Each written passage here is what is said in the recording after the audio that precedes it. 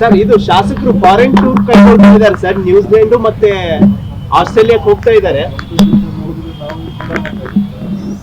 Sir. ಸ್ವಂತ ದುಡ್ಡಲ್ಲಿ ಹೋದ್ರೆ ನೀಡಾಡಕ್ಕಾಗುತ್ತೆ.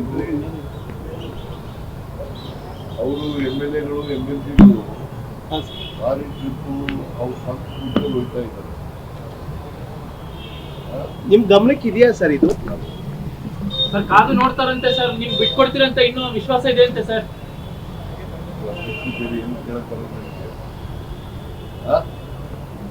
ಏನು ಕೇಳೋದೇ ಇಲ್ವಲ್ಲ, ಬರೀ ಇದೆ. 3 ತಿಂಗಳಾಯ್ತು ಶುರು ಮಾಡಿದ್ದೀವಿ. ಕೇಳ್ಬೇಡಿ, ದಯಮಾಡಿ ಹೈಕಮಾಂಡ್ ಅವ್ರಿಗೆ ಗೊತ್ತು, ಅವ್ರು ತೀರ್ಮಾನ ಮಾಡ್ತಾರೆ. ಅವ್ರ ತೀರ್ಮಾನ ಏನ್ ಮಾಡ್ತಾರೆ ಅದಂತೆ ನಡ್ಕೊಳ್ಳೋದು. ನಾನು ಎಷ್ಟು ಸರಿ ಹೇಳೋದು ನಾನು ನಿಮಗೆ?